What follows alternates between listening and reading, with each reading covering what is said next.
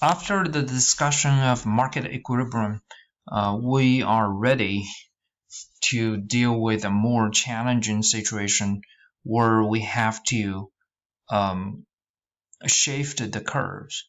Okay, and it will take three steps to come up with a complete supply and demand analysis. So I call these three-step methods. Okay, and for this method, let me give you a brief introduction, and then we're going to check out more real-world examples. All right, in the very first step, we need to talk about what happens. We usually get this piece of information directly from the question. Okay, and on the basis of that, we need to look at which side of the market is affected directly. Okay, and so for each market there are only two sides, supply and demand. So we need to choose which one is affected, and which direction means on the graph we are supposed to shift the curve which way. Okay, supply or demand, increase or decrease, we need to figure that out. Okay, the second step is built upon the first step, and we are looking at the equilibrium price in the second step. Okay, how the price would change as a result. The third step is built upon the second step. Because of the change in equilibrium price, how would that affect the other side of the market? Okay, now here the other side means if you look at the very first step, we said which side is affected, right? And so here the other side just means the side which we did not discuss in first step. For example, in the first step, if you said that demand is affected, then in the third step you're supposed to talk about sellers or the supply side. Okay, so that way eventually we can come up with a complete supply and demand analysis. All right. Now, as I said, we're gonna check out a few examples. Okay, and I believe to the end of this discussion, you should feel comfortable doing this three-step analysis. Okay.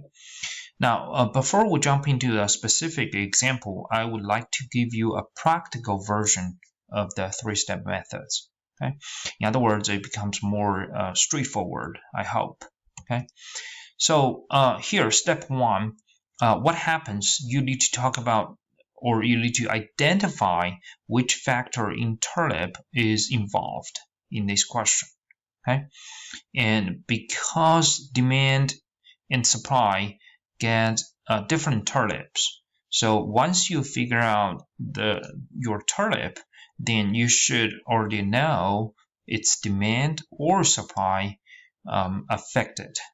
Okay, and then you need to figure out it's a leftward shift or rightward shift. Okay, again, what I'm doing here is to kind of translate the plain English version to a multiple choices. Okay, so every time what you need to do is just pick one answer. Okay, now the second step, as we said, is built upon the first one, so we just copy and paste the conclusion of the first step. Okay, and what we really need to figure out is on the market we're going to see a shortage or surplus at the original price. Okay, and then because of the shortage or surplus, the price will go up or go down. Okay, so that's a second step.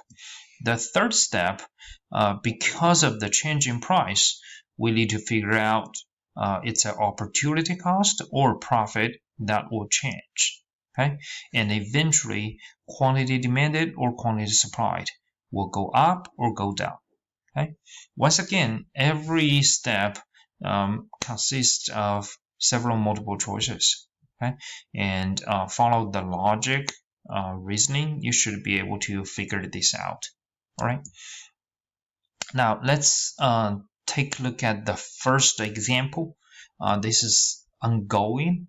Okay, the federal government announced this $1,200 stimulus check for each taxpayer. Okay? I believe many of us already received the check or the stimulus money. Some households across the country are still waiting for the checks to arrive. Okay, and now let's suppose we're looking at a market for pizza.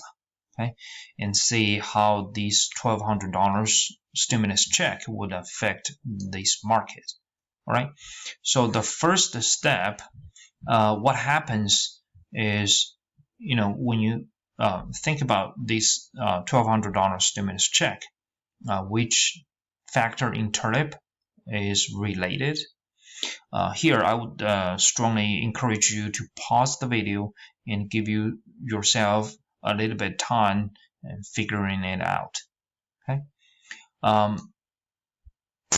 Here, the TULIP is income.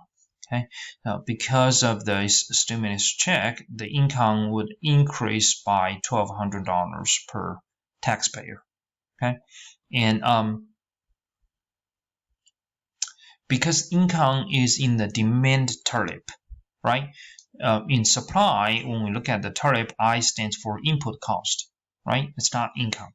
So income only appears in demand TULIP. That's why we know the demand for pizza will go up. This makes sense because, when we get more money in our pocket, we are more likely to buy stuff, including pizza, right? So because of this, we would expect a rightward shift of the supply curve. Okay. Now the second step here, as we said, it's built upon the first one, so demand goes up, right? Now because of that, we're going to see a shortage or surplus on the market. Now intuitively, we can figure this out.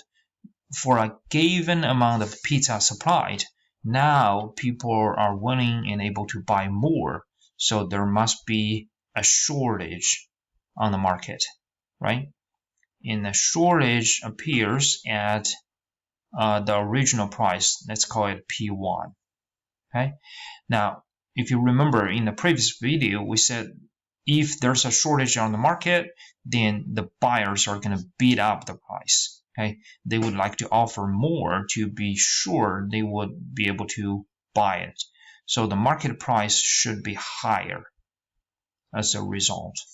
Okay, so this is the second step. The third step, again, build upon the conclusion of the second step, which is the price rises, right?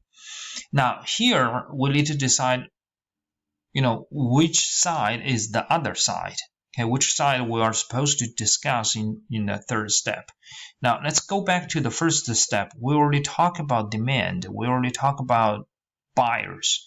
Here we're supposed to look at sellers or pizza producers, right? For pizza producers, what matters for them is profit. Remember, we assumed that every firm, including the pizza producers, is the profit maximizer, right?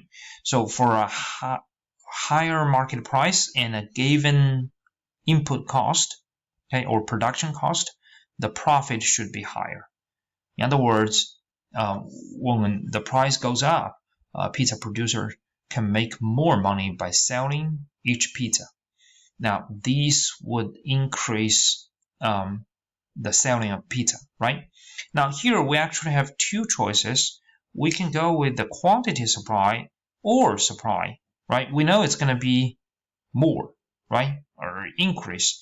But which one we should go with? Quantity supply or supply? Now remember, when we talk about the TULIP, we already said that, the difference between these two can be easily found by looking at the driver. What drives this change, right? If we go to the beginning of this third step, we find that it's because of the increase in price, right? If there's a change in price, then eventually we're supposed to talk about quantity supplied, right? This is what we mentioned in the previous video. So it should be quantity supplied goes up.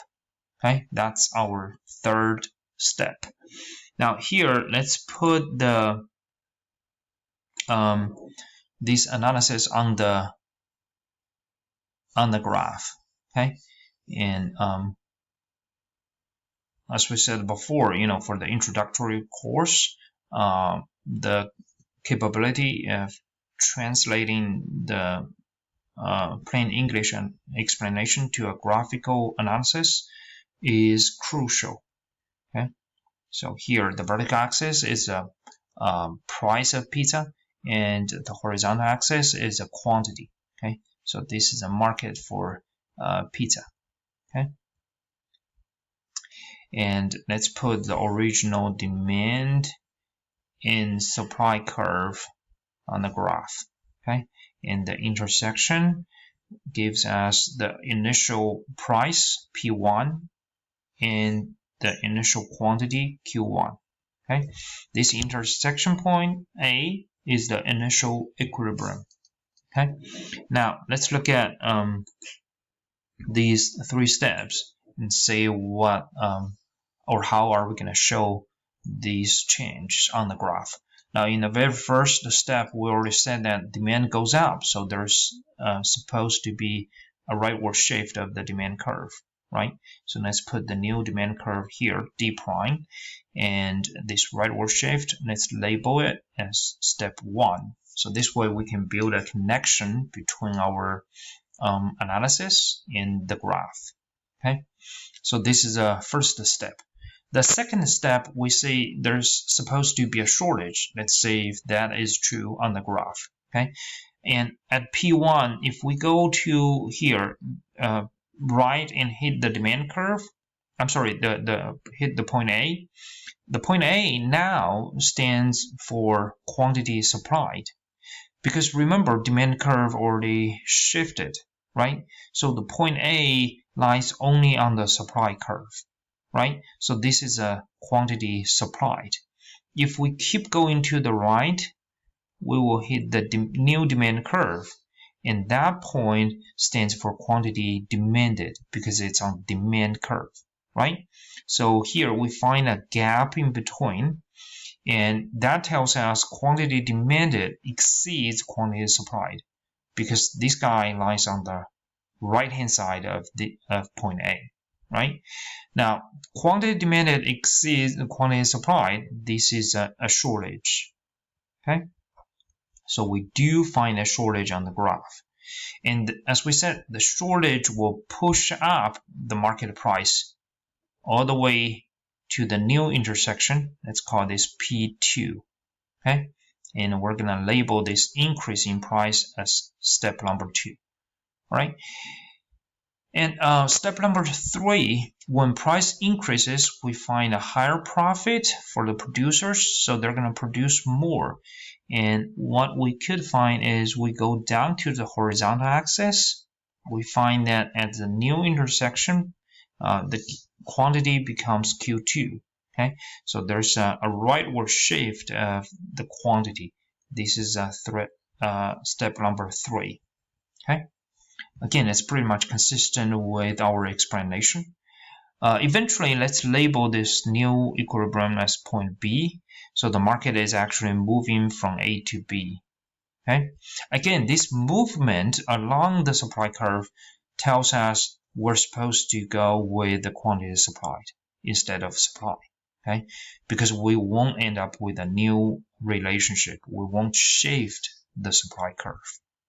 All right, so on the quiz, please remember, I'm going to be nitpicky. We want every piece of these details or information exactly the same, okay? Because this is really for your benefit. Once you get used to this, once you feel comfortable with this analysis, then later in this semester, when we talk about more challenging stuff, you would feel much better, okay? All right, so this is a theoretical analysis. In the next video, we're going to talk about the policy implication of this.